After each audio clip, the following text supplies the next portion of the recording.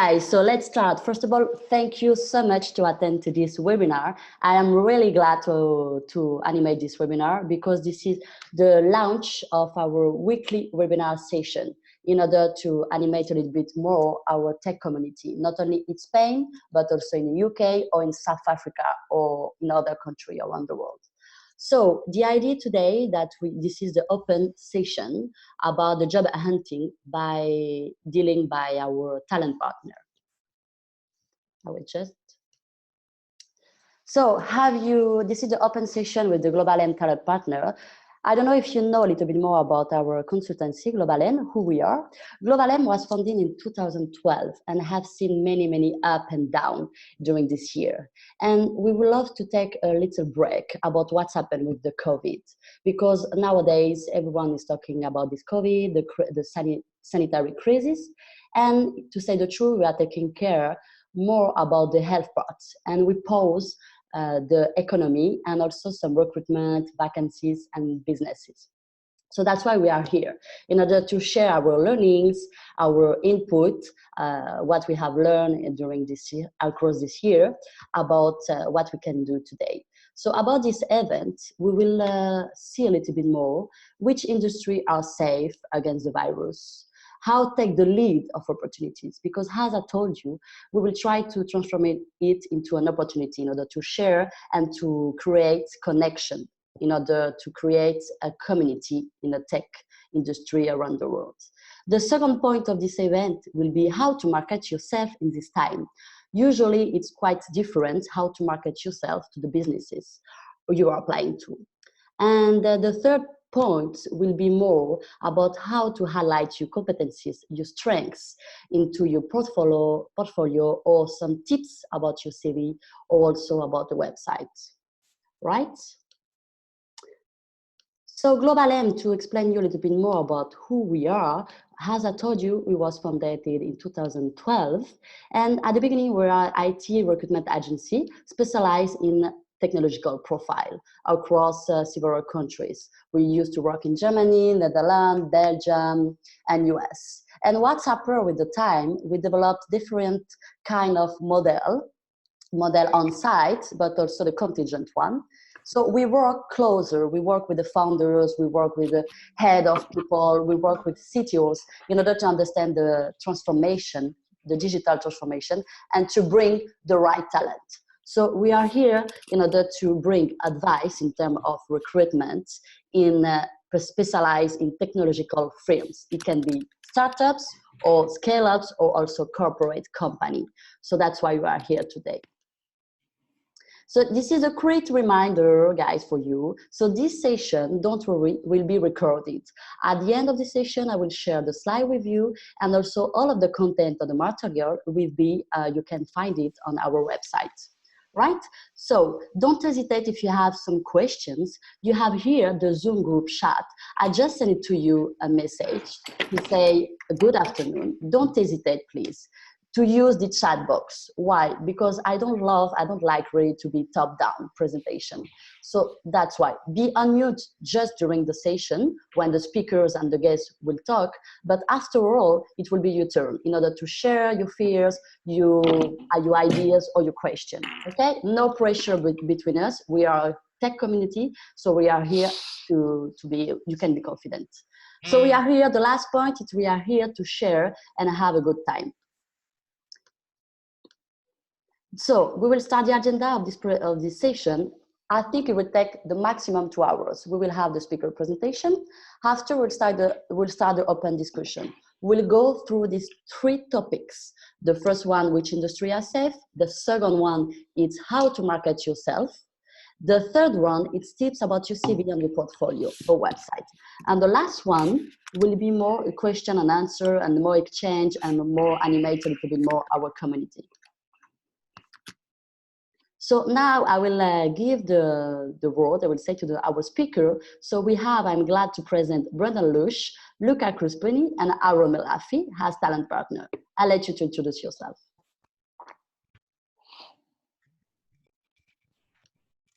Hi, good afternoon, everyone.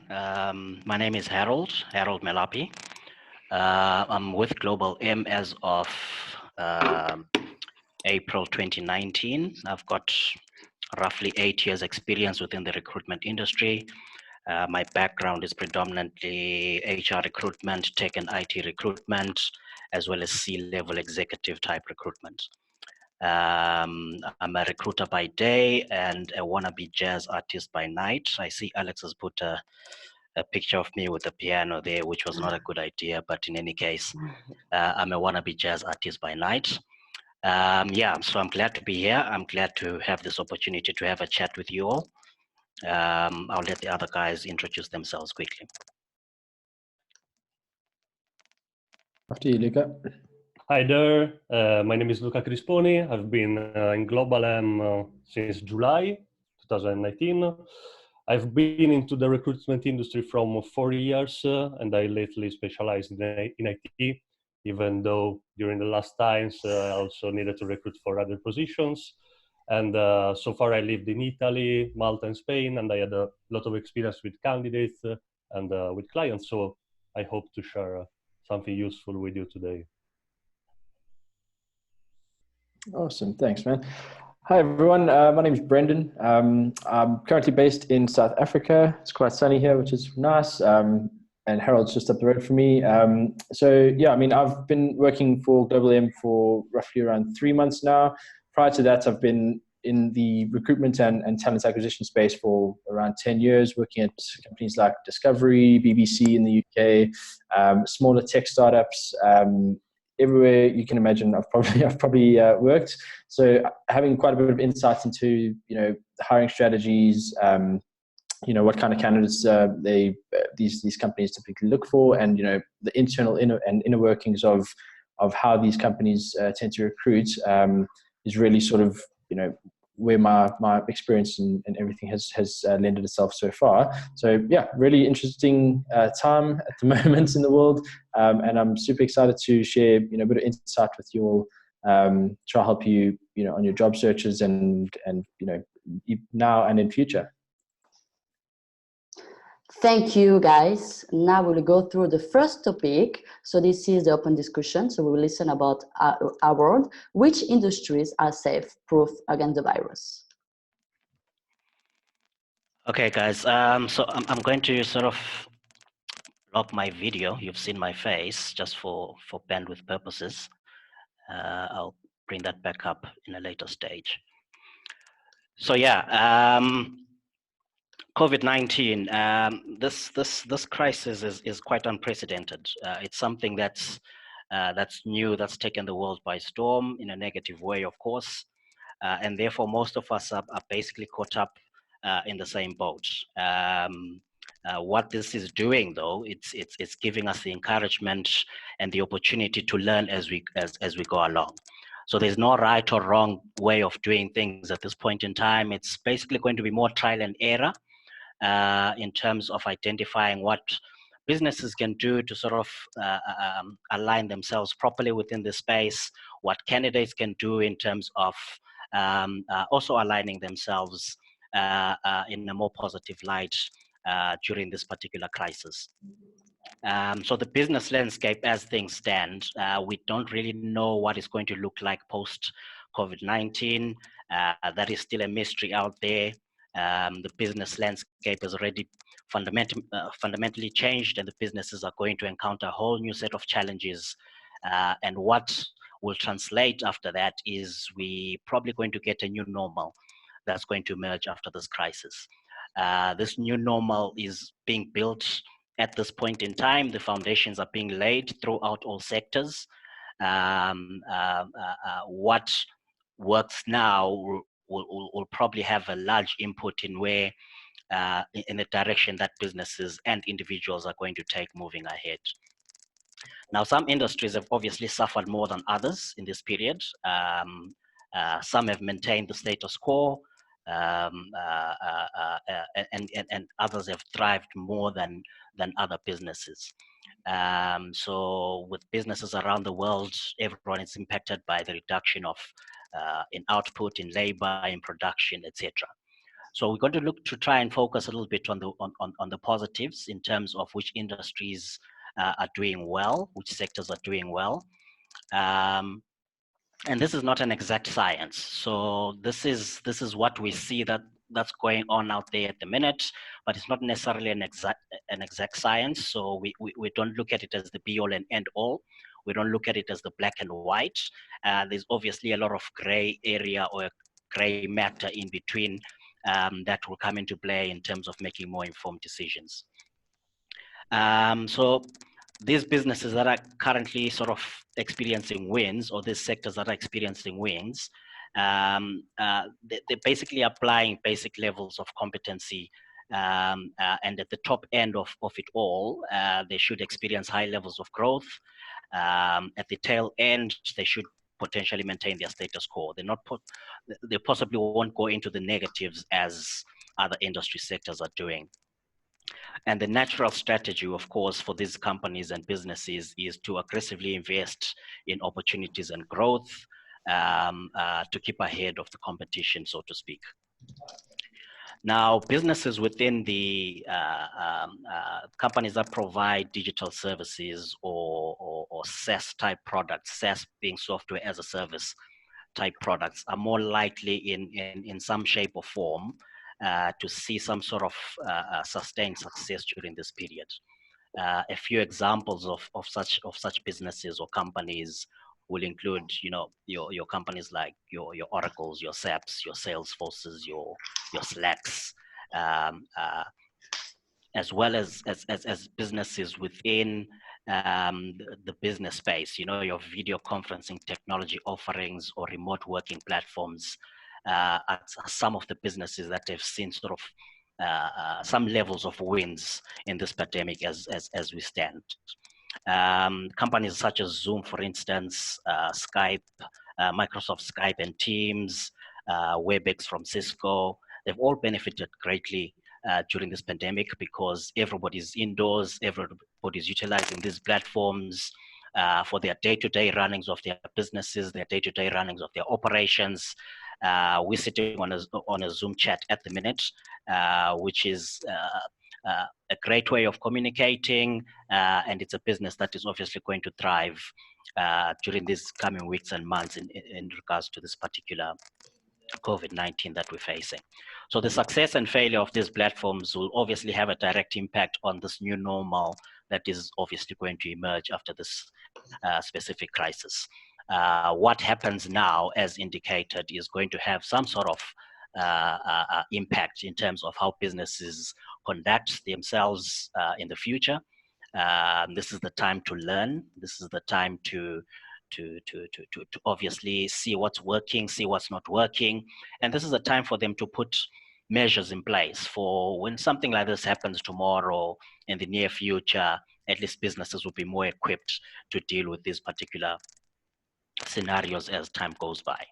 Under other sectors that are potentially looking at gains within this space and during this time, your gaming and streaming businesses also seem to have to be seeing a positive sort of boom. Platforms like Netflix, Disney Plus, YouTube, Amazon Prime Video, these businesses have all reported an increase in viewership as people are staying at home, of course.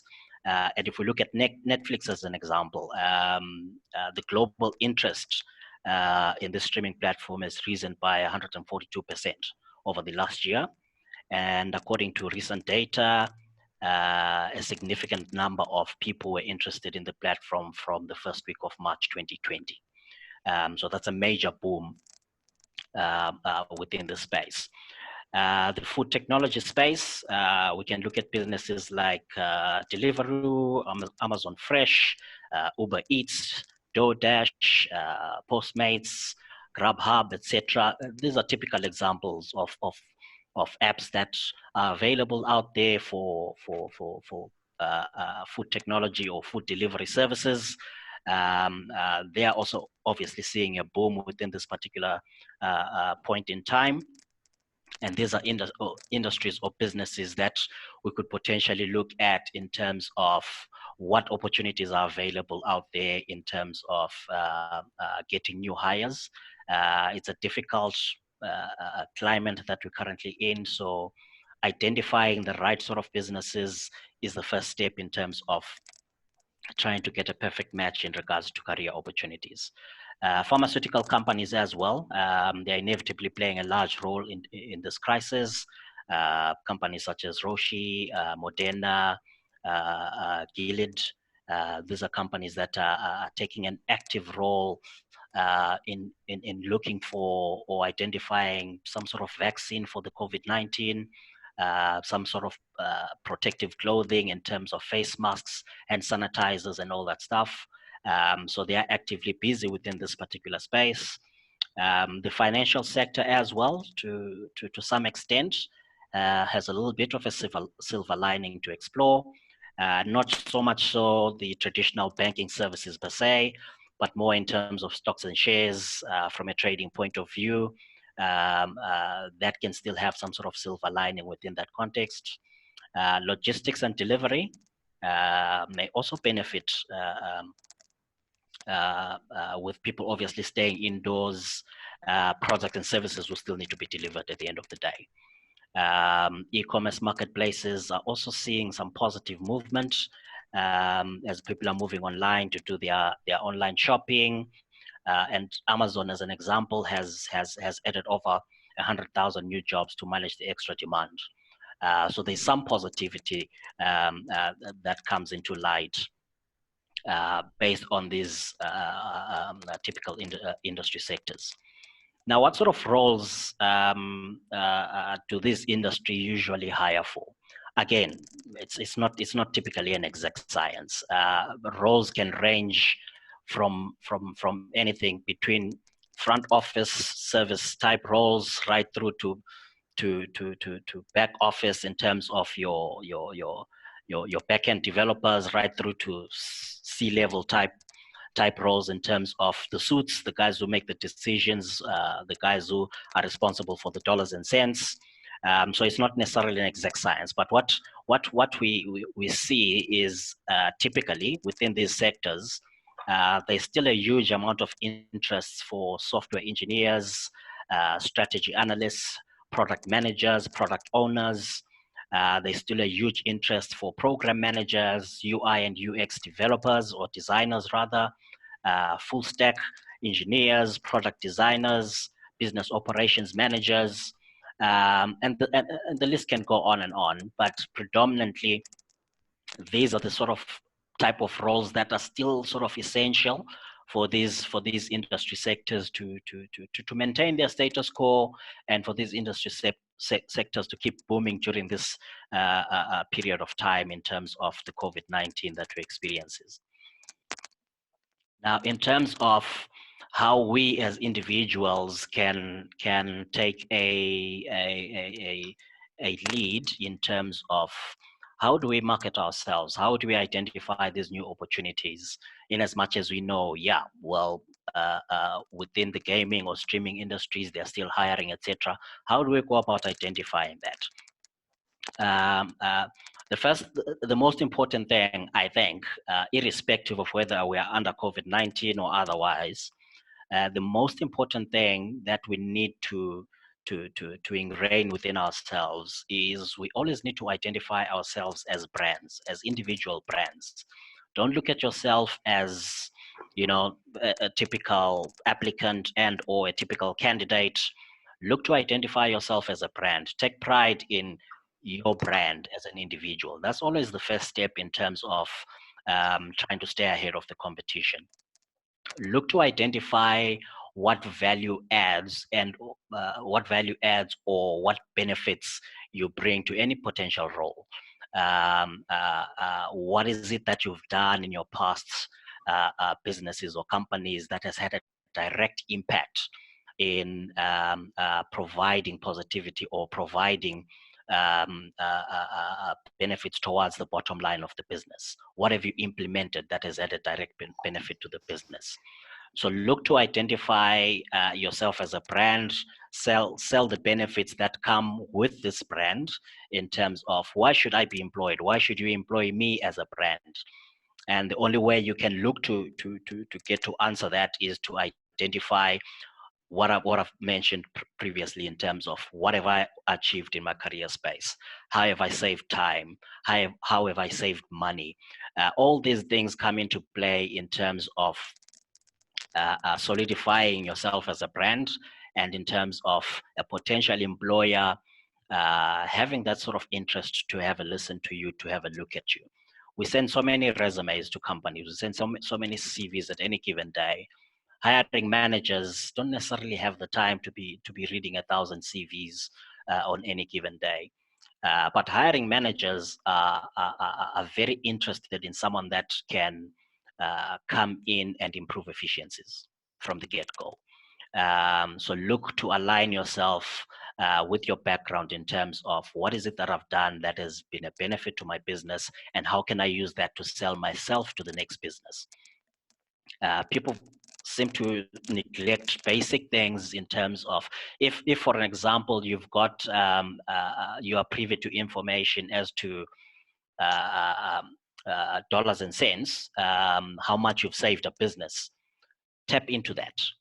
If you come to me and say, Harold, I'm looking for an opportunity, and I'm like, well, why should I represent you for this opportunity? And one of your first things is, well, I saved my business $2 million by implementing X and Y.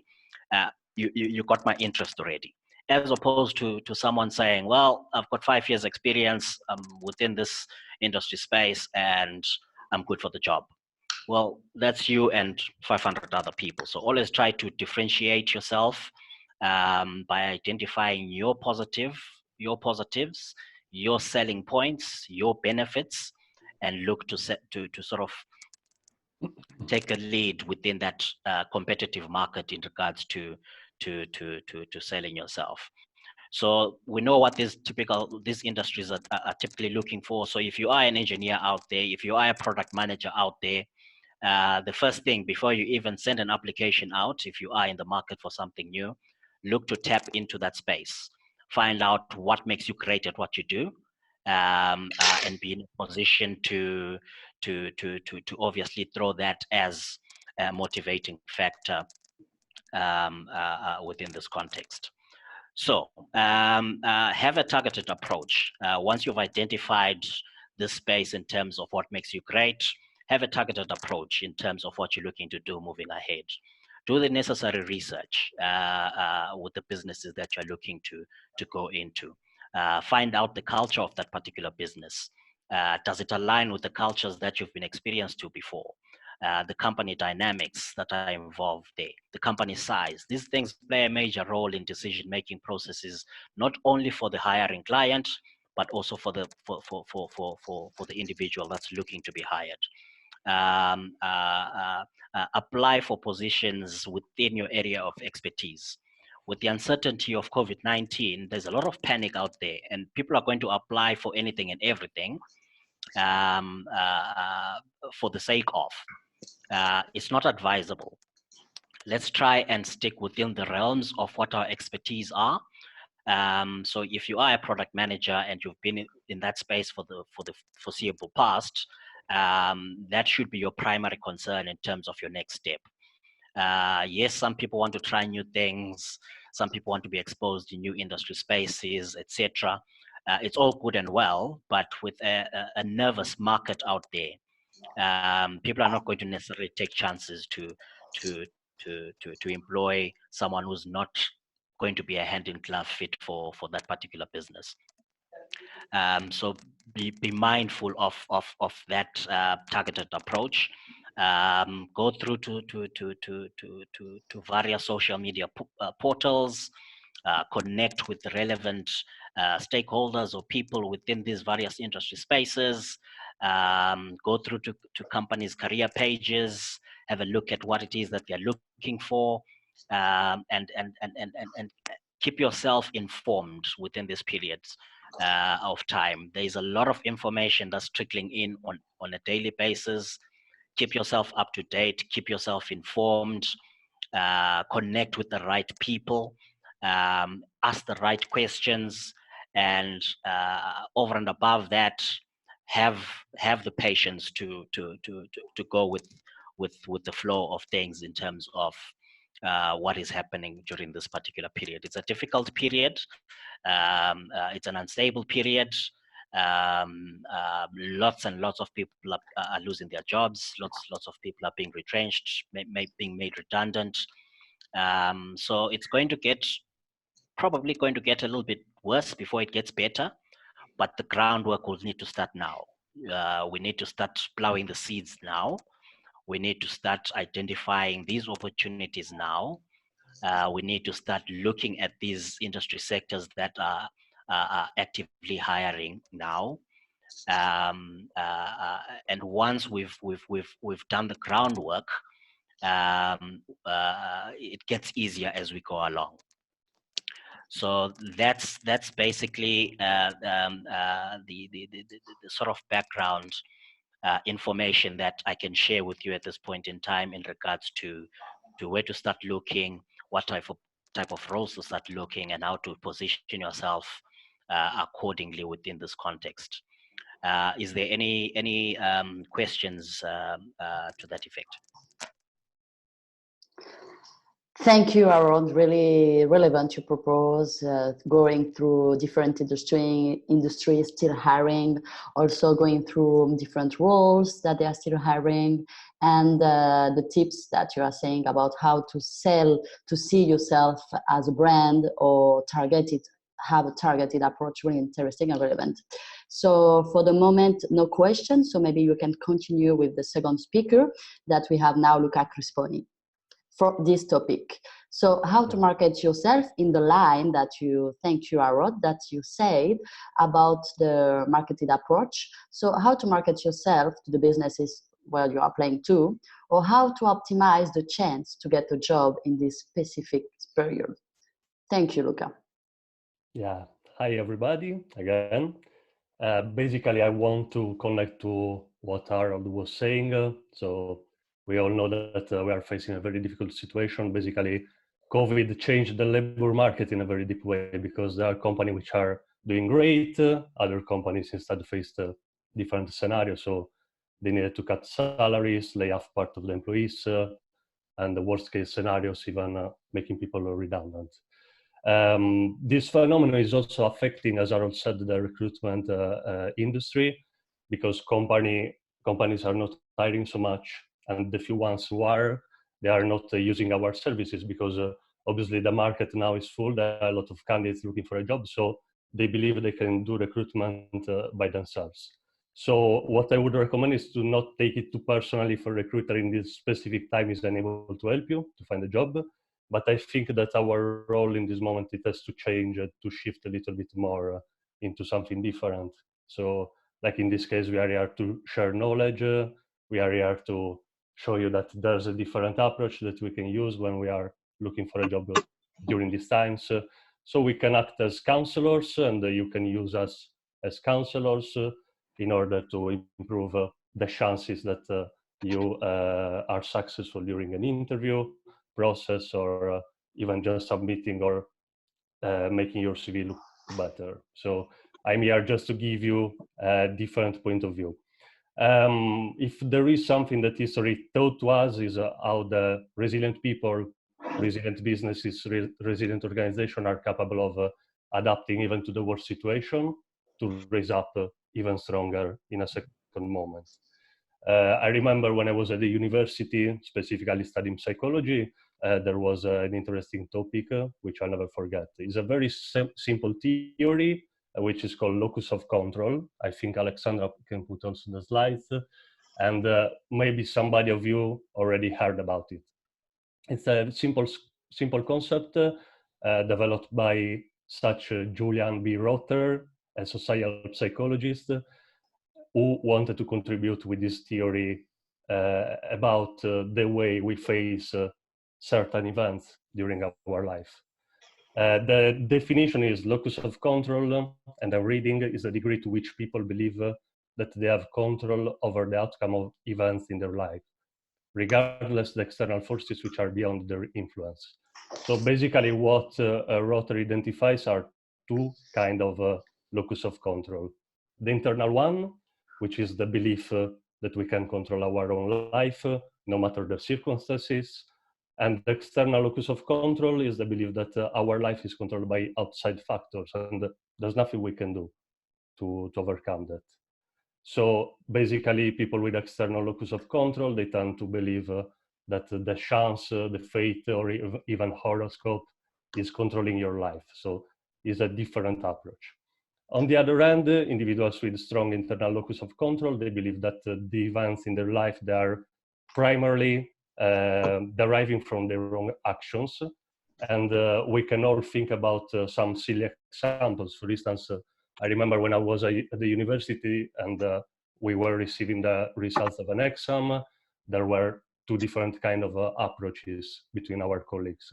So there were these people who tended to praise or blame themselves and their abilities for their outcomes. And on the other hand, there were the people who tended to praise or blame external factors, such as the bitchy teacher, the exam which was impossible, the exam too long, too short, and so on. We all had excuses for that. I think that is a very simple concept, but and the really interesting thing behind that is that studies prove that those with an internal locus of control are more likely to succeed in life. So the reason behind that, I believe, is very simple. Blaming others and blaming circumstances and life is the easiest way. So in this moment, with this situation with COVID, we can just sit down and waiting for the right opportunity to fall from the sky. But I don't believe that this is the right approach we have to use. Those with internal locus of control, they blame themselves for the things which are not going right. So they understand that there are some variables which we cannot control, like COVID in this case, in external factor. But in the same time, they understand that there are other variables that they can control, which depends just on themselves and can be totally under our control. So in a situation where there is a lack of external resources, these people are those people who trigger their mind, the people who attend courses, who try to find new solutions, using creativity, improving their abilities, studying the market, and try to optimize all the resources to be resilient to this kind of situation. Moreover, these times are very challenging for us, and I believe that we need to avoid making silly mistakes, which could put us in an even worse situation. So in this webinar, I would like even to give you some practical tips based on what Harold already said on how to face this moment from a recruitment perspective. So as a first part, and okay, we can go forward with the slide exactly, I would like to advise you on the main channels that you can use at the moment to find jobs. So we have LinkedIn and InfoJobs here in Spain. How unexpected is like, these are the main channels to look for a job and probably the most used. But besides those two, I would like also to give you my 50 cents on other two useful tools that we have, and is going very well. For instance, Glassdoor, which is a website where employees can judge and review the quality of a certain company they work for, rating it in a scale from 1 to 5. So don't rely so much on this kind of assessment, because the most of the time they are ex-employees who are against the ex-company, so they might write bad things. But the positive side that I would like to highlight is that this tool, it became very useful even for companies to advertise their own job opportunities. So on the Glassdoor page of a company, you can find a lot of information about the company itself. You can find beautiful pictures of their staff, and you can find also job opportunities, so you can apply directly to them. Another tool is, I think, more fresh. No, it's behind, Alex. It was the right one. Is Welcome to the Jungle. So it's like the title of Guns N' Roses song.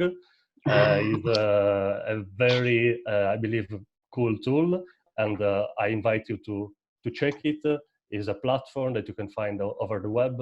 Even Global M, we have a page there that I invite you to visit, because you can find some interesting background and some interesting interviews that we've done a couple of months ago, just to introduce our brand and our company. So Welcome to the Jungle is a way for a company to advertise their businesses.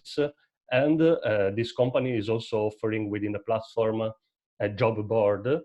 So the companies who advertise their business, they can also upload the job opportunities. So have a look, because usually you can find something even different. Obviously, besides these few websites, there are a lot more, but I would say that usually the job opportunities are redundant, and if we are looking for a high level or senior positions, they are the most reliable tools. Okay, so let's say now that you applied successfully to these kind of opportunities, and you would like to figure out how to push a little bit your profile and to have a bigger impact. As you know, companies, they receive a lot of applications every day. So when we come across an opportunity, it's very important that we use the official channel where we found this job opportunity. So just click apply on the website of the company or on LinkedIn or wherever you find the opportunity. But what I would like to give you is a little bit of advice on how to stand out. And what I would recommend, and I noticed it works with candidates, is the following. So besides applying through the official channel of the company, you can also do a quick research on LinkedIn. Just type in the name of the company you applied for and the word HR, talent acquisition, or headhunter. As probably some of you already know, on LinkedIn you can use filters or and. So an example of a research could be like Glovo and open bracket HR and or talent acquisition or headhunter close bracket. In that way, you can find the people who are working at Glovo covering this kind of role, and you can directly connect with that person. In that way, maybe a little like can help. So you can go to this person and tell her, "Hi, name. I've seen your advert about this exposition on your career page, but I'm not sure it went through the system correctly. Are you the person in charge of the selection process? If yes, can I send your CV? Can I send my CV here? Or can you please have a look at my LinkedIn profile?" This is a way to connect directly with that person. And obviously, if you are able to send your CV through that platform, it will be more likable that this person will be reading it. So this is a little advice. Obviously, before doing that, make sure that your CV and your LinkedIn profile are impeccable. Okay, and Brandon later on will give you some tips about that. So once your application goes through, you might receive an email or a direct first screening call. If you are compulsively applying for job opportunities, what I recommend is to keep track of your applications. So just create a simple Excel spreadsheet where you note all the companies and the roles you applied for. So when you receive the call, and they will name the name of the company, you wouldn't be too surprised, and you would know at least, okay, I sent this application to this specific company for this role. During the first call, I would recommend you to give always to show your interest toward the position and toward the company. And maybe you might receive an invitation for an interview, which you can decline later on. But I believe that is important in the first call to make a very good impression and to show interest in the company and the position as well. So let's say that everything goes fine and you are invited for an interview. And Alex, here you can go ahead with the slides. I came across a survey that was carried out some years ago by an agency called Robert Half, where basically 400 hiring managers have been interviewed via phone, and they had been asked which kind of interview deal breakers are more common and what would make them not going ahead with a candidate, so reject this candidate. So as you can see, these are the main responses which came out. So the first one is checking or answering the phone during the interview. 77% of the people answered that it was a deal breaker. The second is showing up late without acknowledging it, 70%. 3, not bringing items that were requested, such as resume, portfolio, references, 70%. The fourth one is wearing improper interview dresses, 69%. Fifth one, speaking poorly of a past job employer, 62%. Sixth one, coming across as cocky or money-driven. I would like now to break this answer because I believe that behind there are a lot of interesting information. So let's start with checking or answering the phone during the interview. So we are in a time where interviews obviously are conducted via Skype, via Zoom, or whatever. So your phone is very important that is switched off or muted, especially in these times. And I also believe that it's very important before going for an interview to make sure that you are speaking in a silent place with no animals, children, devices, and so on around you, which can mess up the conversation and even in some cases upset the interviewer.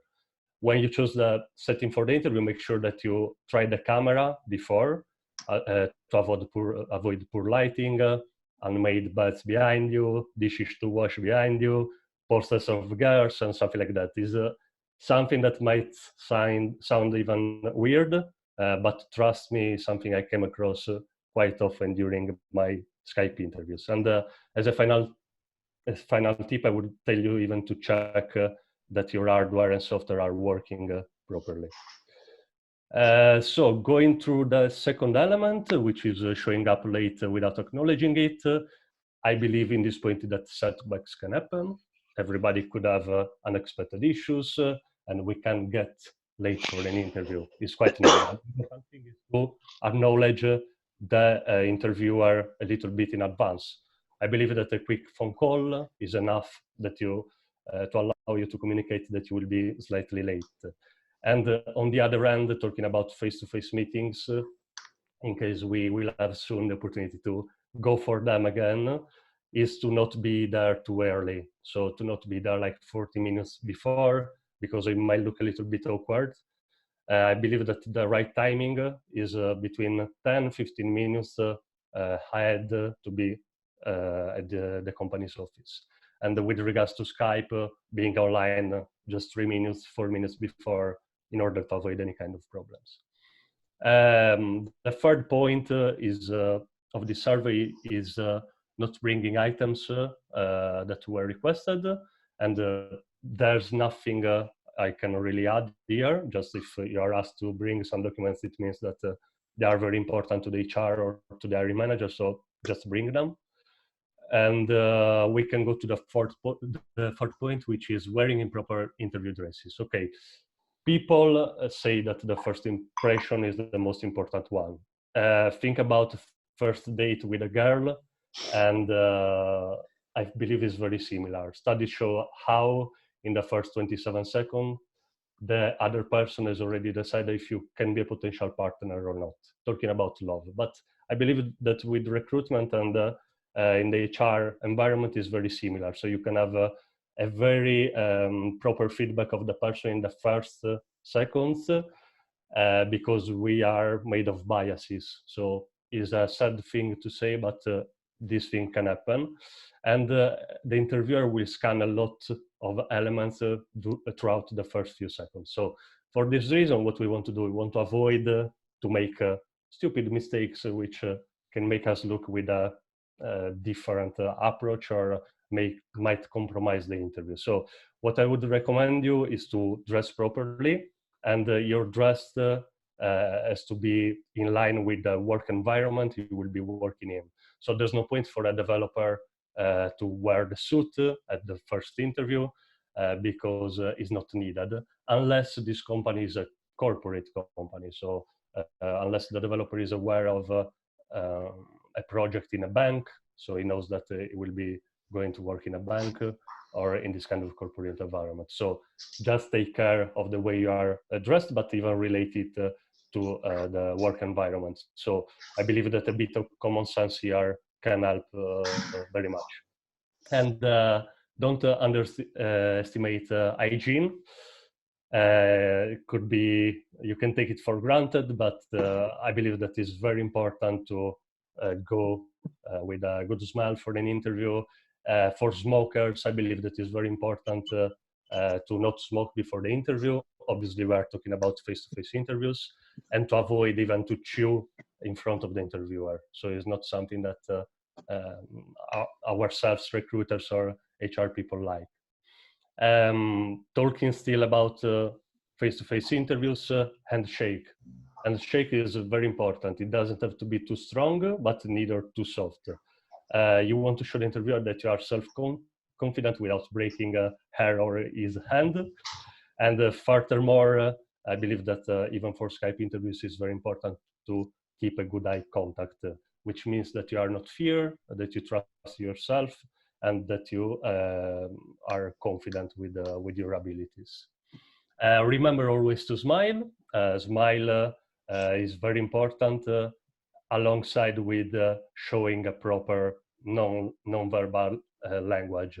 You can find a lot of NLP, which stands for Neuro Linguistic Programming tips online on how to make the first good impression. So using non-verbal communication as well as a positive verbal communication.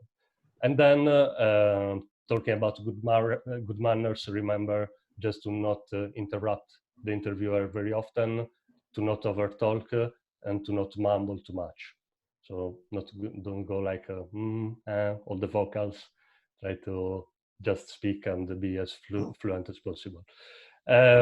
So going through the fifth point, speaking poorly of a past job or employer. So it's something that even myself I tended to do in the past because it's very common. Obviously, if you had bad experiences with previous employers, you tend to not have a very good approach when you are speaking with them. Okay. On the other hand, what I recommend is to not do it because it could put you in a bad light, as the interviewer might see you as the person who is always complaining, and nobody was this kind of person in the company. Moreover, bad mouth doesn't pay because you can put the interviewer at the interview in itself into a negative mood. So you are using negative words, and this can lead to negative mood, and this can compromise the process in the long run. So try always to show that you made it, and even if you faced a very difficult situation in the past, try to show the positive, so that you made it and that you went through these difficult times putting up a smile upon your face. So just keep it positive. As a final point, from the survey, we have coming across as cocky or money-driven. So I know most of us are not, because it's also a trait of personality usually, but something that we can avoid probably is to not focus the whole interview on money or benefits. Is your right to know what the position you applied for can offer to you in terms of money, but you can ask it in a delicate way, leaving this question in the end of the interview or asking it with delicacy, so with a different approach. With regards to attitude, to be cocky doesn't help unless you are applying for particular roles, and I have in mind like hard sell companies where you have to fool people, but I don't think you are going to apply to these kind of companies. Most of the companies, in my opinion, they are looking for just humble people with good self-confidence. So remember that it's important to sell your skills, but overselling on the other hand can be counterproductive. I would like also to include the lies in this part, because I would strongly recommend to not lie during an interview process. Remember that often interviews are made up of different layers, different steps. So you will be speaking in the beginning with HR, then with the hiring managers, etc., which will take note of what you are saying. So to say things in a false way or to lie is not recommended, because you can be spotted, maybe messing up the interview at the final step. And on the other end, you don't want to create too many expectations on you, and maybe you get the job, you start the first day and you are fired after 7 days because you don't know how to do the job. So be aware also of this part. And other 2 points that were not included in the survey, but I would like to add, are the following. So the first one is before going for an interview, do a lot of researches about the company, about the position, about the interviewer, try to build also a good relationship with the interviewer. You can use some ice-breaking questions like, did you have a busy day, or how was your day, and so on. Try to always show that you are gentle and thankful for the opportunity given. Remember that if at the end of the process the company will be undecided between two people with a very similar technical background, what will make the difference in the long run is the personality of that person. So the way she come across during the process, and the soft skills there will make a very huge difference. So try to be always polite, to smile, and to be gentle to the interviewer. The second point I would like to add is ask questions. Like I believe, and based on my personal experience, a lot of people, when you finish the interview, they don't ask questions, and I find it very bad, because obviously most of the people are in different processes. They might have offers by other companies, etc. But it's very important to understand what each company can offer to you. So always dig into that. Try to ask more questions about the company, the role, the team. You have to be aware of what you would be doing once you receive a job offer, and you have to have all the elements to decide if you want to accept this job offer or not. So you have to picture in your mind how this job will be, how this company will be, how your colleagues will be. So bear in mind to ask questions. And then another cheeky trick, just a quick one that you can use after the interview, straight after the interview, is to send a little message, a little email to the HR if you have it.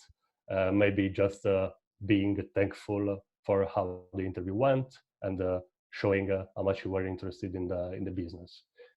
Showing interest, it always pays, and is a very simple thing that you can do, and that perhaps will improve the chances you will be taken into consideration for that position.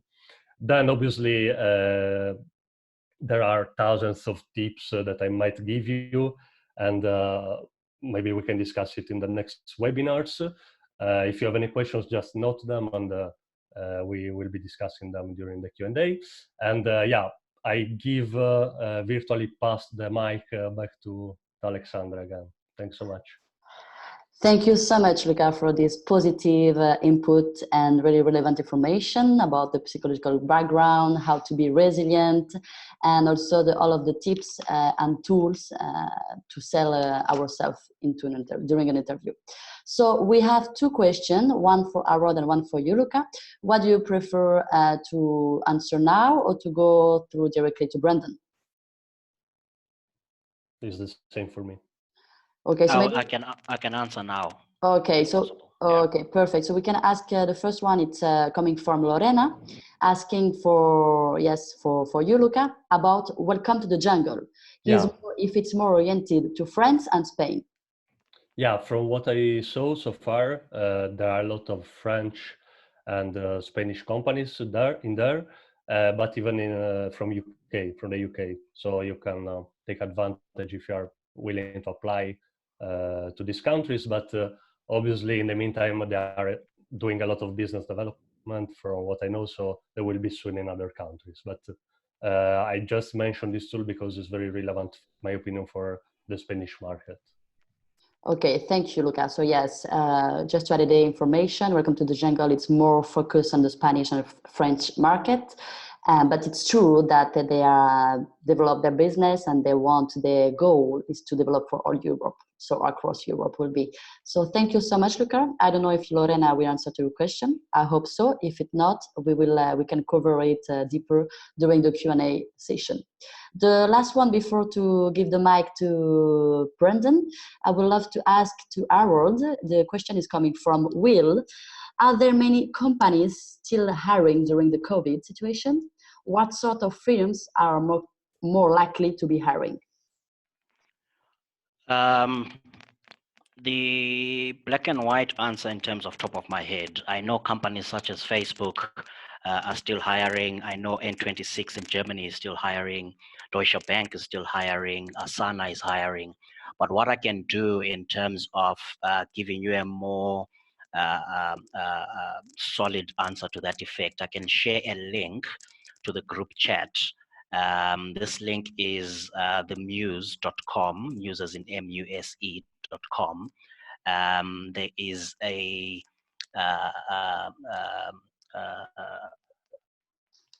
there is a link that indicates companies that are still hiring during COVID-19. There's a list of 71 of them, and this is from a global perspective. So it's not necessarily focused on Europe or the US. It's global in terms of businesses that are actively hiring. There's links to the specific roles that are open, so you can have a walkthrough on that and see what you can potentially match yourself up to. I'll share the link imminently during on this group chat. Thank you so much, Harold. I think you answered to the real question. Thank you to share this link in order to provide us some really information, data-driven information. Thank you. So now we will go through the third topic, the last one from this webinar. It's an open discussion coming from Brendan Luch, how to highlight the online, how to optimize the online portfolio, the CV, and also the website. So I'll let you the mic, Brendan. Thank you. Awesome. Thanks everyone. So yeah, welcome to everyone on the webinar. I really appreciate you guys jumping in here. I know it must be quite a stressful time for those of you that are currently on the market or are actively looking. So obviously to feed off of the topics that Harold and both Luca had already ran through, I thought it would be pertinent to really have a look at the opposite end of the spectrum in terms of what the recruiters, the HR, hiring managers are doing right now, what their view is of the candidates pool, and how they are going to be coming across your CV, your online portfolio, and sort of what kind of tools they are using in order to have a look at these, which will then sort of inform you in terms of what you need to be doing to optimize your online presence, your CV, even if you are using or you have an online website. That really would be a great sort of way to look at how to optimize in the way that recruiters would be able to pick up on this information a lot easier and a lot quicker. So if you wouldn't mind going to the next slide, Alex. Thank you. So I think the first one, an obvious, I think most of you who we are speaking to at the moment came through LinkedIn as being the major channel. It's probably the most sort of useful platform to use nowadays in terms of recruiting. This screenshot here is just a sort of sample of how we as recruiters would go about doing a search.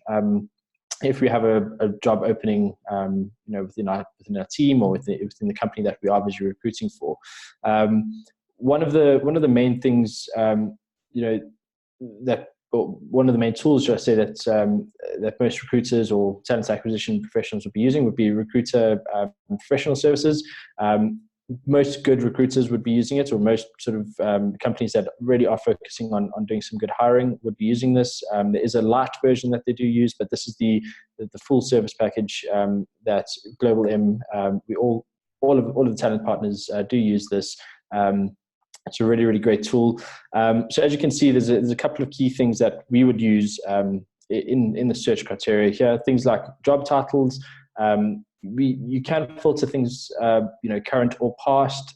So it's really important in that space to make sure that your job titles are relevant to the current industry, current standard, if you would.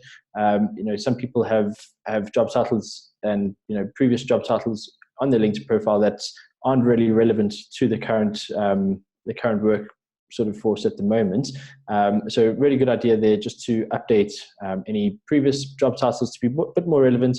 Obviously, sticking within the realms of what you actually did at your time at the previous company or your last company, but keeping in line with the fact that people are going to be searching for sort of more thinking approached job titles in that sense. Location, obviously a big one there. Predominantly, we would search sort of in a broader range, but always good to make sure that your LinkedIn profile, the local location is where you currently are. It just helps you and recruiters find you a bit better there. And then obviously the skills align to the kind of work that you do, or that you've been involved in the past. Luca made a point, making sure that you are sort of really leveraging those skills and the things that you've learned in the past. So it obviously makes sense to do that and put all that information onto your LinkedIn profile. Some obviously with the example that you can see on the screen here, it could be technical skills, it could be soft skills, like communication, or anything in that space, or it could be really, really sort of niche skills. If it sort of could be certain software that you've used, or certain platforms that you've done a bit of work on. The more skills that you add onto your LinkedIn profile, the more broad of a sort of search criteria you would fall into. So quite an important one there. And at the same time, good recruiters would typically use keywords as part of their search criteria. So in this example here, you can see, I put in a couple of job titles, location, based in London, a couple of skills, and then under that, I would have put in some keywords that would align to the job a little bit more. So this example was a QA engineer from a mobile perspective. So I would have put in keyword mobile, or in a Boolean search string, mobile and Appium, for example, which is the skill set that was needed there. If those keywords were not in in your profile, you obviously wouldn't come up as a potential candidate. And in that, you're really doing yourself a disservice by not having the full length and breadth of your capabilities on your LinkedIn profile. So really, obviously, do as much as you can, make it as detail orientated but concise as possible, but using the keywords. I would say any good recruiter at the moment is searching for these keywords. So making sure your LinkedIn profile is up to date is absolutely of the most importance, especially in this current climate. Definitely a really sort of strong sort of identifier there for obviously candidates that are on the market and candidates that aren't. There is a couple of functionalities from a LinkedIn perspective that give you indicators that your profile is really, really strong. There's and I'll definitely share a little bit more of this after this webinar, either on the Slack channel, or if you want to reach out to me directly, we can have a chat.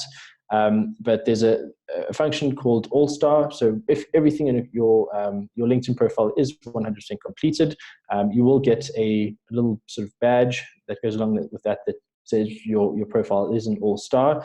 I would really advise everyone to try and get to that status. If you do want to have a little bit of a Google about how to reach that, there's quite a few resources out on the internet about how to get your LinkedIn profile to All-Star status, and then also just take this time to really hone in on putting together a very well-rounded picture of yourself on your LinkedIn profile.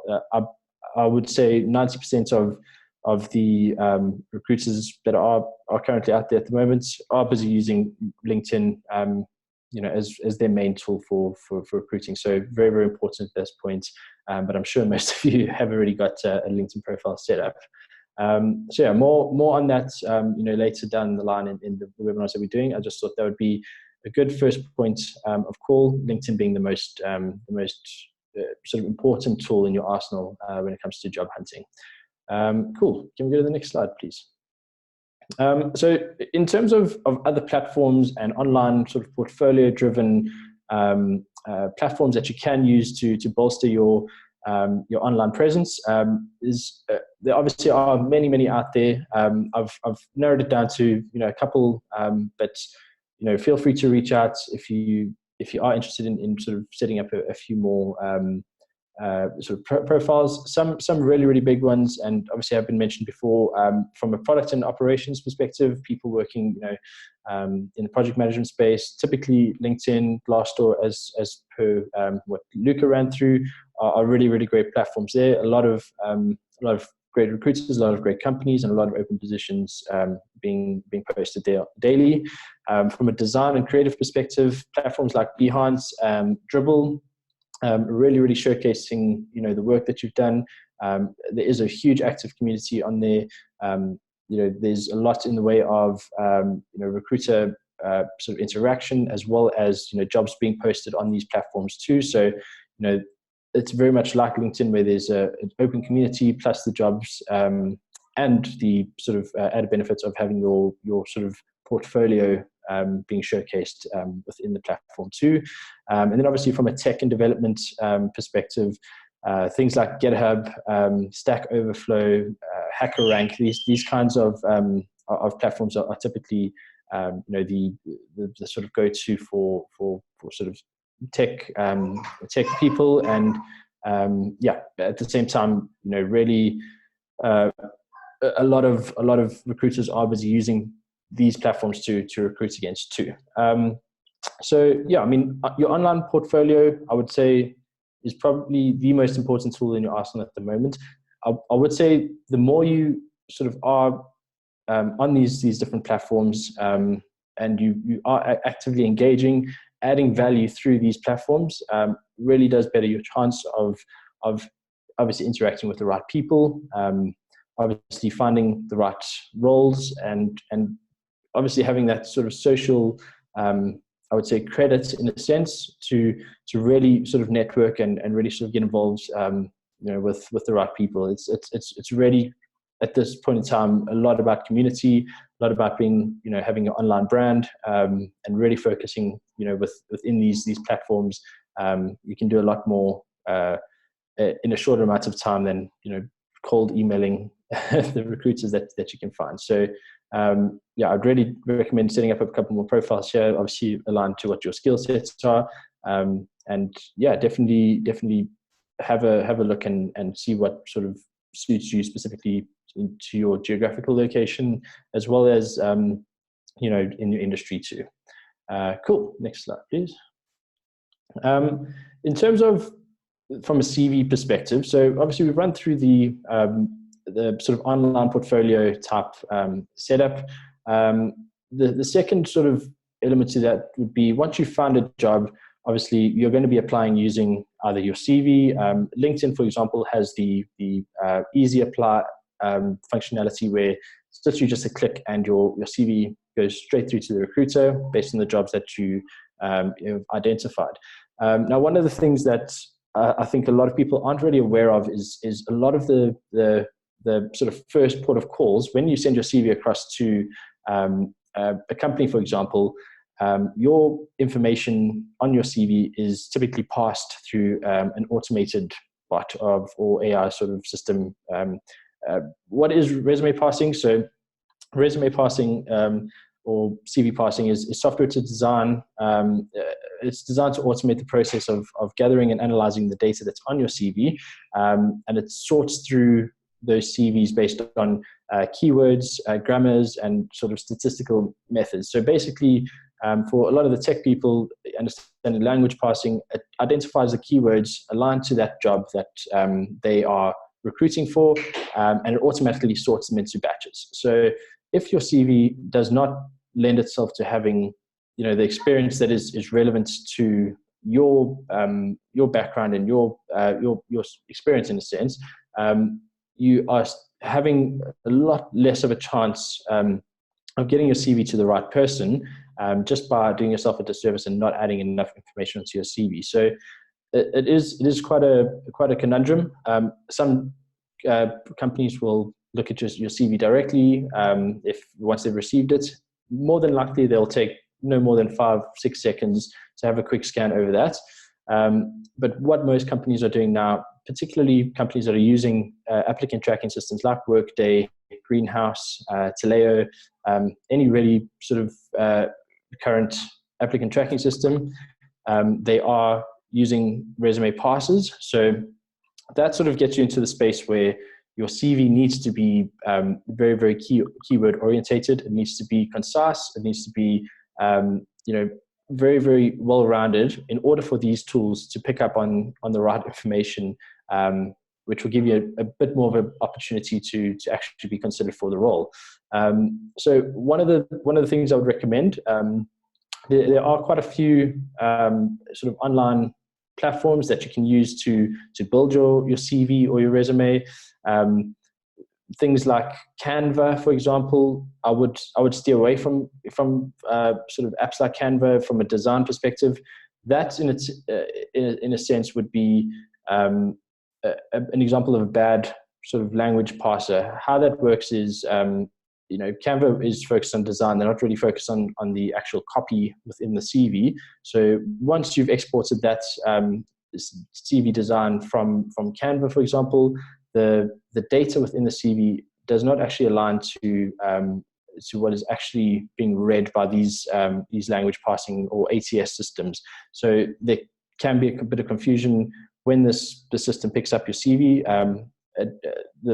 The file that it's receiving, it can't actually read properly. So sticking to a bit more of a traditional looking CV in some senses is usually better.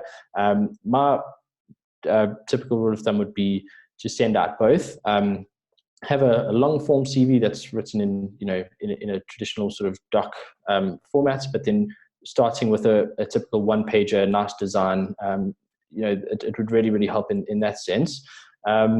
On the other end, if you are more on the design side, or more on a bit more of a technical sort of industry, or have that kind of role, really focusing in on what your skill set is and aligning your CV to that kind of remit. So CVs are a bit of a dark horse in a sense. Some recruiters will sit and read through your whole CV. Some recruiters won't. Some recruiters prefer having a beautifully laid out CV and reflective of the color of the year and making sure that it's relevant. But it is really about what is being conveyed. And usually the first port of call is going through these language passes. So I would recommend, if you have used a design sort of tool or CV designer tool, just making sure that the actual document itself, the words that are being used and all the copy is readable via one of these language passes. If anyone has any issues or is unsure about this, feel free to reach out to us at any time. We definitely, us as talent partners, look at anything from 100 to 200 CVs a day. So it's definitely something we have, good eyes on, and we can definitely help a lot, within that space. And I think finally, just on the CV front, to sort of back up what Luca was saying too, when you're applying for jobs, there are a lot of different jobs out there. I think the human instinct at the moment, if you are really desperately looking for new work, or you need to find something sooner rather than later, typically people would send out as many CVs as they possibly can. It is person to also realize that when you are sending your CV out to people, not everyone's going to get back to you. If you're sending them out to jobs that aren't relevant, these language parsers are going to completely discredit, or discount your application pretty much from the get-go if it's not relevant. And what that typically does is it gives you a bit of a negative outlook on sort of where your job hunt is going. So I would recommend rather, quality over quantity in a sense. Applying for as many jobs as you can, but don't let that discourage you, because you are going to be receiving quite a lot of automated responses or no responses. Unfortunately, that is sometimes the case. So the more roles that you apply to that aren't relevant to your experience, it's really good, just going to detract from your job search at the end of the day. And actually, from a psychological perspective, it can be quite worrisome to see, people are receiving a lot more negative responses on these things at the moment, just due to the sort of high volume of applications that are going through at the moment. So in that. You know, from a CV perspective, I know there's about 20 people on the call. You know, feel free to reach out to us and have a look. We'll always be happy to look through CV and give you some guidance on that.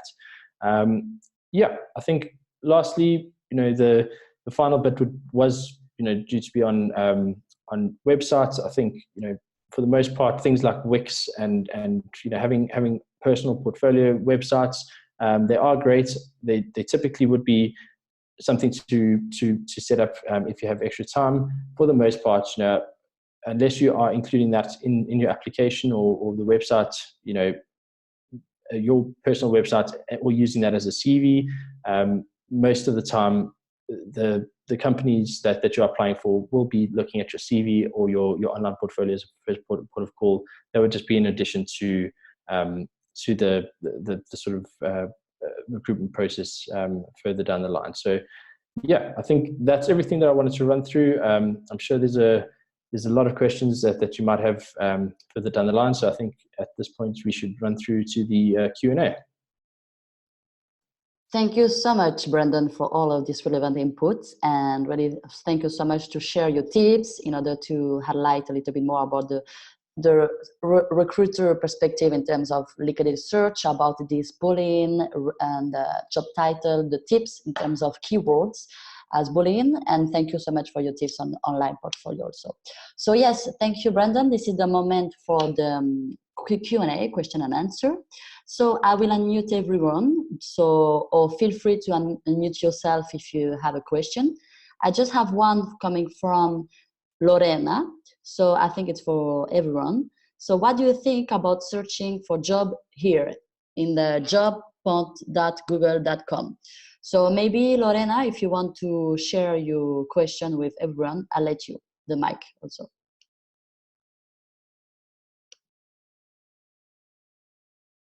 Okay. Hi. Hi, Lorena. Yeah. Hi, how are you? It's like a meta search through Google that you're able to search for all the positions around the different platforms, like job boards, like unify all the job postings. But I think that Google now has created like their own space to post jobs. So I don't know if you tried it, or because it's real that we have a lot of job postings right now, and it's very like confusing, and you have to searching different job boards, and it's very exhausting.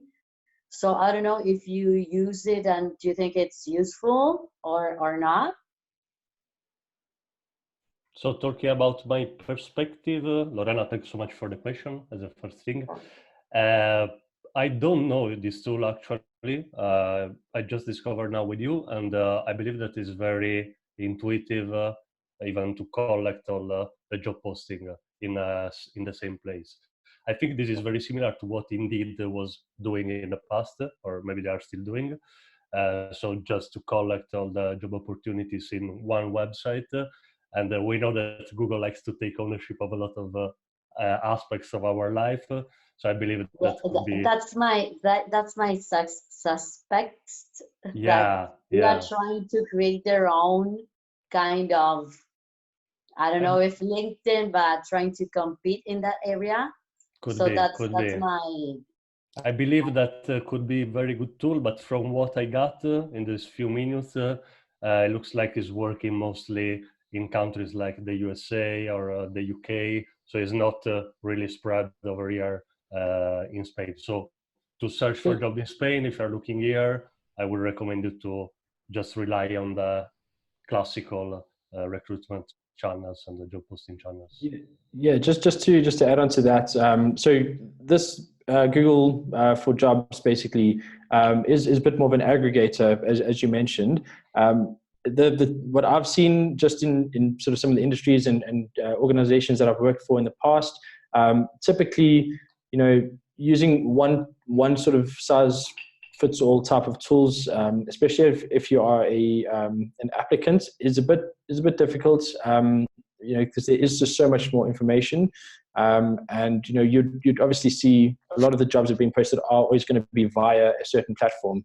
I think further to that, you'll also notice that you'll always be leaning to one or two different platforms more than a broader search.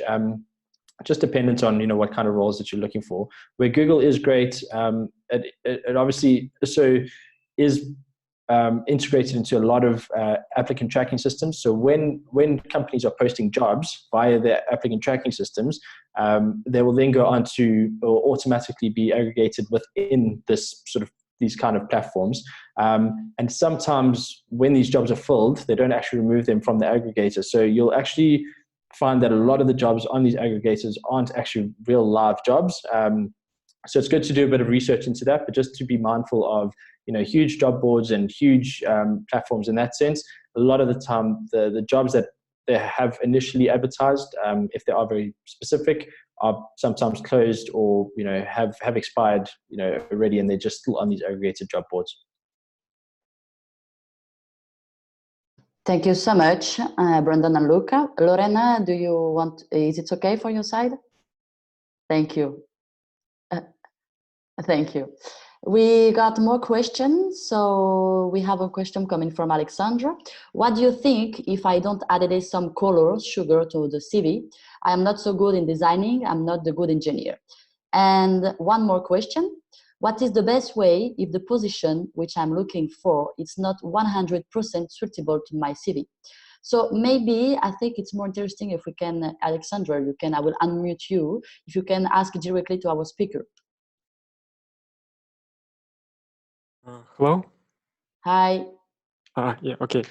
Honestly, it's two questions. First of all, I'm not a good designer and I can just make good CV, but without some color beautiful things like usually what you can find, for example, on the Canva. I mean, is it important for a recruiter if it will be like beautiful colored or it will be just black and white CV? And the second question is that, for example, right now I have a position like a system administrator, but almost all my experience, maybe like not all, but periodically I had an experience like a network engineer. And I'd like to find a position like a system administrator. Of course, I can get my CV, like in a Word or PDF, and just a bit change it for some specific company and send it like, which looks a bit better. But I cannot change my LinkedIn profile for each of the company. I mean that if the company try to compare my CV to what I have in LinkedIn, what the best way to do it? I mean, should I every time change LinkedIn or like what is the best way? Well, I mean, I think I can answer the first question. I think Harold will definitely be able to answer the second question as well. And from a look and feel perspective, in terms of your CV, speaking directly to now in this current economic climate, and obviously with everything going on with COVID-19, it is preferable to have an eye-catching CV if someone's going to be seeing it. I think that's the main point there. If you are a developer or work in sort of systems administration, most of the people that I will be looking at your CV would be looking at platforms as a first port of call. So really bolstering your CV and your profile on one of those platforms is a first sort of go-to. Doesn't necessarily have to look good, but as long as it's on the right platform, I think that's the first point. If you do want to actually set your CV up to have it look nice and read nice, I would recommend a couple of CV sort of CV template tools. What I'll do is I'll send you a message in the Slack channel after this with a couple of recommended ones. Simpler is always better. Having these crazy, colorful CVs is actually a bit distracting from my personal perspective, but there are quite a few online tools that you can use. You mentioned Canva. Canva is good from a design perspective, but not good from a copy perspective. So finding that balance is just really, really key thing there. But I would say it's not as important as the actual content on your CV.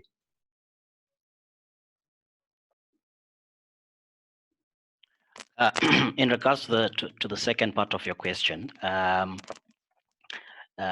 think it's critical that for every role that we look to apply for, you don't necessarily have to be 100% match in terms of the job description. But every role that you apply for, from a function point of view, from an output point of view, you should at least be in a position to match 90% of what that output is looking for, or what that function is looking for. At a push, meet it 85%. In terms of marrying your CV with your LinkedIn profile, yes, you can adjust your CV according to the role you're applying for, etc. But what people look for in terms of marrying a CV with the LinkedIn profile is not necessarily the output as demonstrated on the CV. It's more on the time frames that are listed on your LinkedIn profile, and we're marrying that with your CV profile. If your LinkedIn is indicating you worked for Sony for a period of 4 years, and that doesn't appear on your CV, there's a big disconnect there. So what people look to identify within that instance is more so on time frame versus the output per se. There's more output that's inputted on your CV versus than your LinkedIn profile in some cases. So it's easier to manipulate and change your CV to align with the role that you're applying for. But that alignment must come back to you in terms of having met at least 90% of that output as close to that as you possibly can. You cannot necessarily apply for a role where you don't have the necessary output experience. That defeats the purpose of the whole process. Someone is not going to look at that from the get-go. So don't stress too much about, I need to be 100% match, because you'll never find the right role. Don't stress too much about having all your outputs in your LinkedIn profile. Some people do that, which is also fine. But then obviously that also needs to correlate with the resume itself. So find the perfect balance from your perspective, from the roles that you've got working experience in, for the roles that you're applying for. Find the perfect balance in terms of, do I meet 85% of this at the very least? At the most, if I meet 90 going up, that's great. If you find you're not meeting those percentages, then it won't be worth your while to apply for that role in the first place. That's my personal take on it. Some people take chances, some people just, wing it, and, they have nothing to lose at the end of the day, and you might just get lucky. Someone might just like the sound of your name and call you in for an interview. But for you to avoid the unnecessary stress of people not responding to you, and you look at what you're applying for and it doesn't meet at least 85 to 90% of requirement, do yourself a favor and start focusing more on that targeted search, controlled search, for you to align yourself with properly. So tweak and play around with your CV for different type roles, only as long as you've got that operational output experience that they're looking for. I hope that answers your question sufficiently enough. Yeah, thank you. Just written on the chat box that thank you very much for the answer. Yes, you answered. Thank you.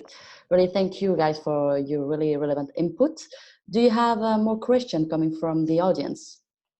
I will unmute all, all of the participants. David, Janet, or if you have someone, or maybe not maybe a question, if you want to share a comment or an idea, or so just to share a comment with us. As I said at the beginning, it's really a dynamic presentation, and don't be scared. No wrong answer, no wrong question. Hi, I'm Jeanette. I'm an IT recruiter. Thank you very much for this time. It's been very useful to see the whole COVID impact from a candidate perspective.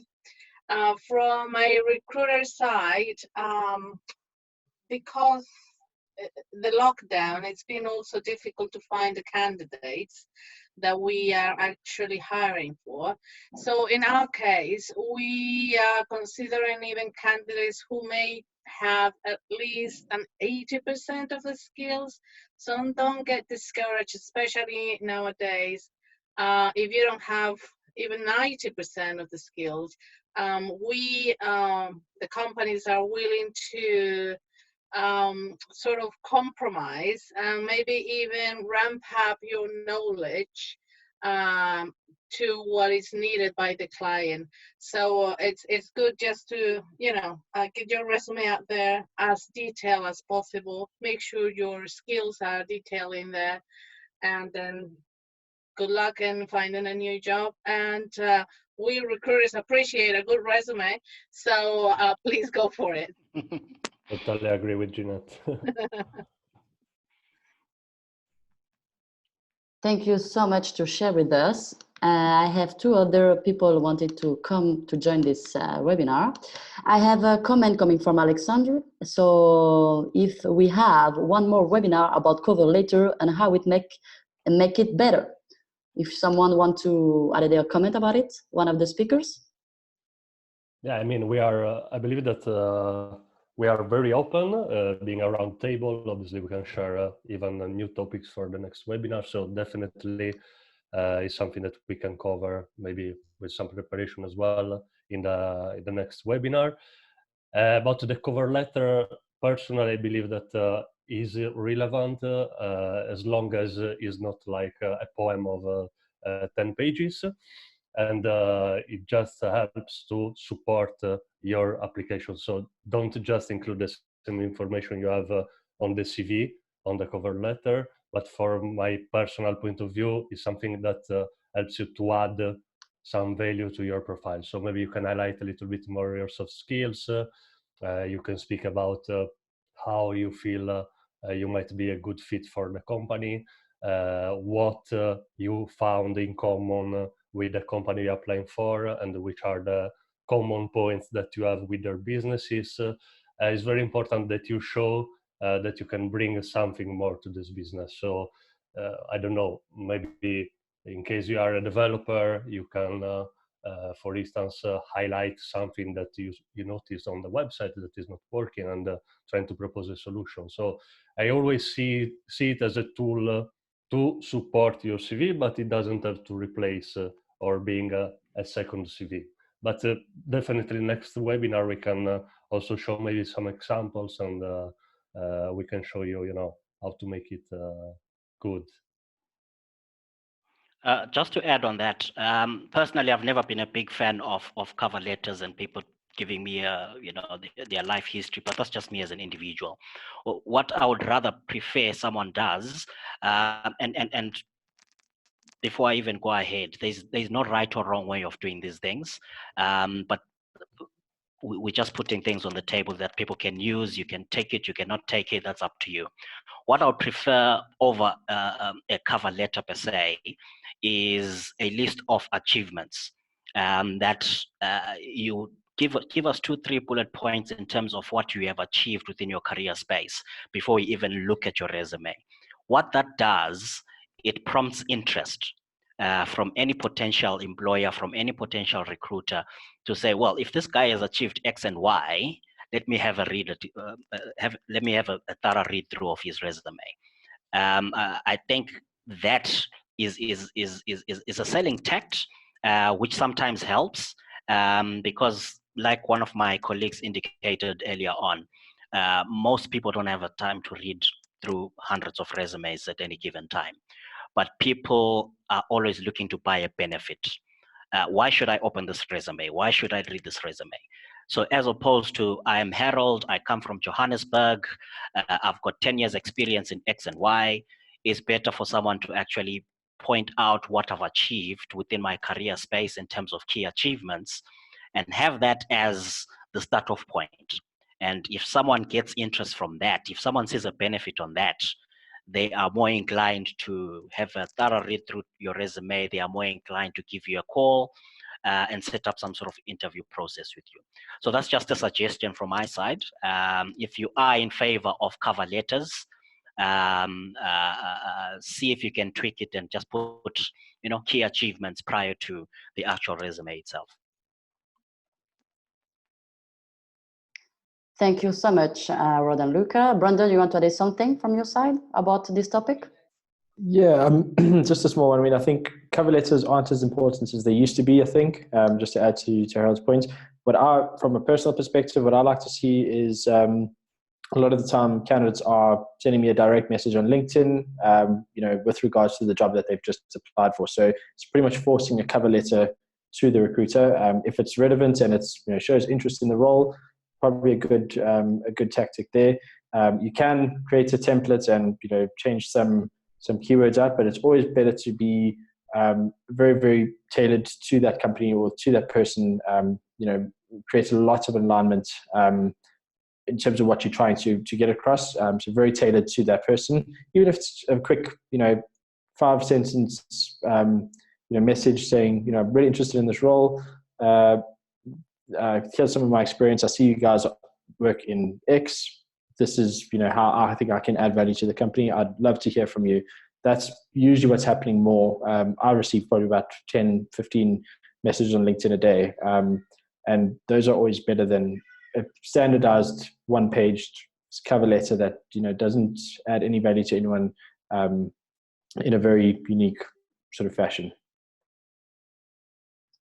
Thank you, Brandon. Alexander just answered that unfortunately I'm finding a new job in Germany, and it's very important there for the most of companies. So maybe you have experience in Germany field. I don't know, Luca or Brandon. What Personally, not so much in Germany, but I would say that the advice that even Harold and Brandon gave before, they stay the same even in Germany. I believe that, as Harold said, what the company wants to buy is the benefits, so people who are really able to achieve results. And I believe, Alexander, that is very important for you to include what you achieved throughout your career, and to sell a little bit your profile besides the CV. So yeah, definitely something that is very sensitive to the country and the culture. We know that a UK resume is different from the one in Spain or in Italy. It might be different for sure, but I believe that as long as you are highlighting your skills and you are catching the attention of the company, it will be like a successful cover letter, and they would decide to go ahead with the application in case they are interested in your profile. Thank you. I'm saying thank you coming from Alexander for all advice, and he will try to do his best cover letter. Maybe scared about the German because you have to write it in German. Maybe. Thank you. I just maybe in our attendees, we just have 2 new attendees. I will unmute all the last time. So the last round, unmute. If you want to share last comment about this webinar, about your thinking, or last question coming from the new attendees. I will unmute all just this last time. If you have something to say, just please. Just really thank you very much for all your advices and for help and for this webinar. It was really useful, a bit, at least for me. So, yeah. Thanks to you, Alexander. Thanks, mate. Okay, we have thanks for Neil, coming from Neil. And then I would like to mention before we close it, obviously, our Slack channel. I believe that we will be sharing the link soon. So you can reach us there if you have further questions, if you want an advice on your CV or whatever, we are available. We are trying to build this community, so let's try to invite more people for the next webinars. If you have any friends in the same situation, it's a bit of advice, just feel free to get them in touch with us. Thank you, Luca. It's true. I will give you the mic, all of the speakers, 3 of us, in order to say thank you for the attendee. I'll let you the mic just to close this webinar session, and after I will close it. Okay? I'll let you. Cool. Well, yeah, thanks so much for everyone attending. As Luca mentioned, we've got a Slack channel or Slack workplace that we've set up. So the link's just on the screen now. We'll send everyone a link. Trying our best to create a community around this. At the same time, feel free to reach out at any point. My email address is on my LinkedIn profile. So search Brendan Lush. Feel free to reach out to me at any point, even if you want to jump on a 20-minute call to run through where you're at. I'm always happy to do so.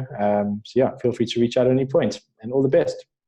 Thank you, Brendan. Thank you, Luca. And the last thank you coming from Harold. Yeah, thanks guys for this that time. Am I on mute? Oh, No, okay. you're okay. Thank you so much for taking the time to have a meeting with us. Much appreciated. Keep the positivity up, guys. If you are in the job market,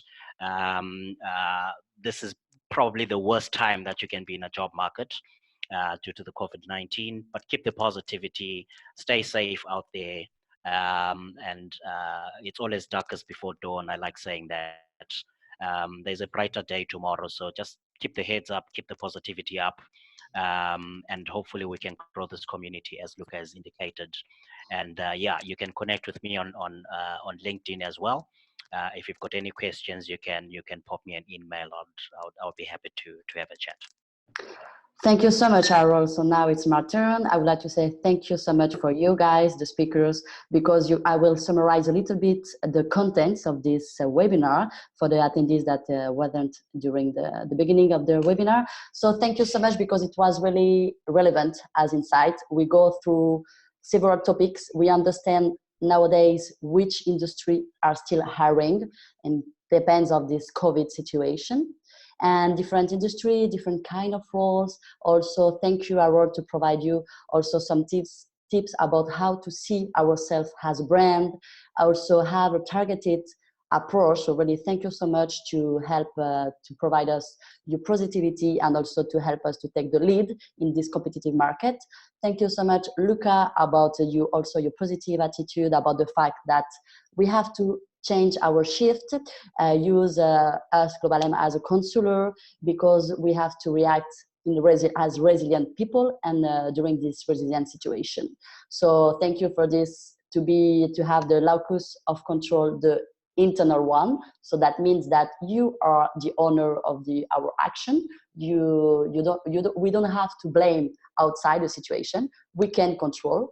So thank you so much to remind this psychological mindset and theory.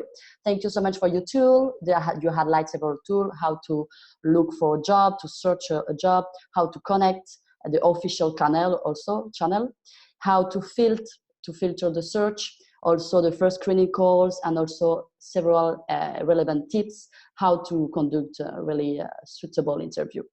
And at the end, really thank you so much, Brendan, because for everything, for the design, for you also the directiveness, but thank you so much for your professionalism and your expertise.